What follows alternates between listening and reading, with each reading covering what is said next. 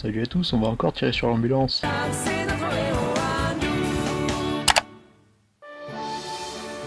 Waouh, ces grandes plaines vertes. Soit ils avaient pas de texture à remplir, soit c'est les plaines du Rohan.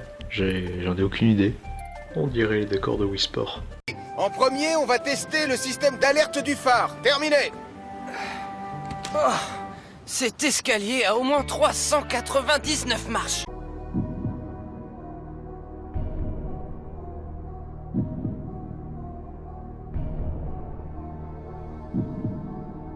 Cet escalier a au moins 399 marches. Non. Ah, Elvis, tu tombes bien. Ça t'ennuie de redescendre pour allumer la lampe? Redescendre? Mais non. Mais un phare, ça s'allume en haut du phare, pas en bas. Mes jambes sont en coton pourvu que je tombe pas. C'est complètement con. Regarde, papa, Martin nous a donné une carte qu'il a trouvée dans le grenier du centre. Mais attention, c'est pas une carte ordinaire. Elle a appartenu au pirate Pontypandy Pete. Sur cette île, il avait caché un coffre rempli d'or.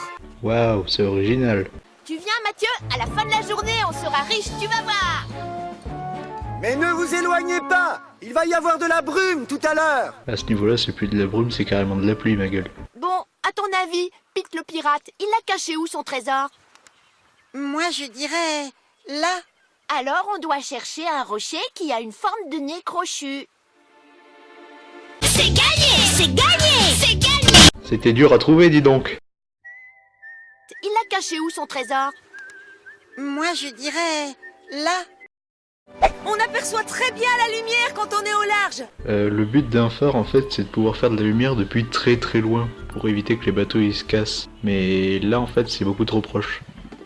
C'est dommage. Ah, mes yeux! Respecte l'autorité de ton chef et va chercher du thé. Non, pas de remarque, j'ai compris, c'est bon. Oh, regarde!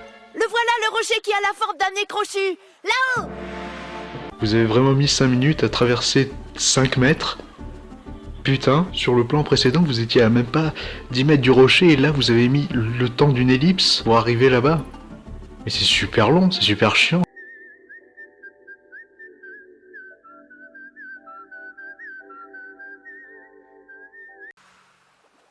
Nicolas! Mathieu!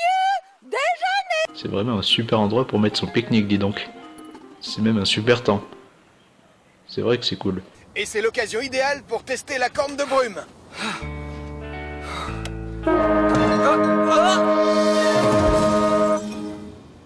Ne dites rien, je vais redescendre. T'oublieras pas d'aller racheter de la vaisselle parce que franchement, à ce niveau-là, tu le fais exprès, petit con. C'est Pontypandy Pete! Oh, il arrive! Ah, ne touchez pas! Depuis quand il y a du bois dans une caverne? Il n'y a pas d'arbres qui poussent à l'intérieur des cavernes. Je vois le fantôme de Pontypandy Pete! Il est chouette cet arbre. Viens, tu dois nous aider. Nicolas est perdu dans le brouillard et je n'arrive pas à le retrouver. Tu n'arrives pas à retrouver Nicolas? Ah, mais moi j'ai pas envie de le retrouver. Nicolas! Tu es là! Nous allons vite retourner au bateau et une fois à bord, on téléphonera à Sam. T'étais pas censé téléphoner aux pompiers et pas envoyer un message? Et une fois à bord, on téléphonera à Sam. Le thé! Enfin, je l'ai mérité. Vous êtes encore loin? Neptune et moi, on vous attend! Non, on arrive. Est-ce que ça se passe en Russie où il y a volontairement un alphabet cyrillique sur les boîtes de trousses de pharmacie?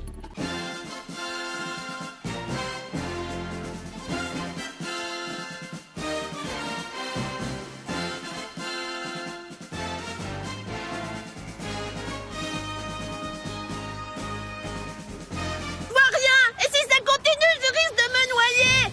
Ce serait vraiment dommage que tu te noies, tu ne manquerais à personne.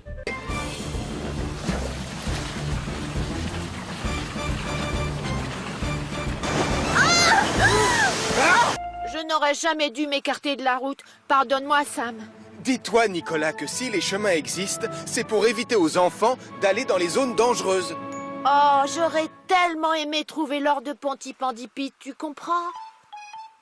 Tu sais, Nicolas, certains disent qu'il a enterré son trésor dans la montagne près de chez toi. Hein? Maman, viens, on n'a qu'à aller y faire un tour. Dis oui, maman, viens, allez. Oui, Nicolas, Vallée, va te perdre dans la montagne pour qu'on puisse encore aller te sauver dans un prochain épisode.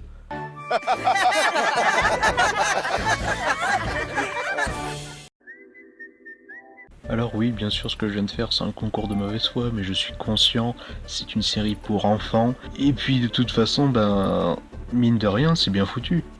Enfin, mis à part les incohérences que j'ai relevées, il y a aussi la construction narrative qui aurait pu être mieux formulée. C'est-à-dire que par exemple, on aurait pu avoir d'abord la séquence dans la grotte, puis le bruit bizarre, et ensuite, seulement après, on nous explique qu'est-ce que c'était que ce bruit bizarre, c'était l'alerte du phare. C'était plus simple et en plus ça crée une sorte de mystère, donc si tu expliques le gag avant, ça perd tout son impact. Mais techniquement c'est bien foutu, il suffit juste de comparer certains films en 3D vraiment nazes et cette série, c'est vraiment pas mal. Et puis c'est toujours mieux que ce que je fais.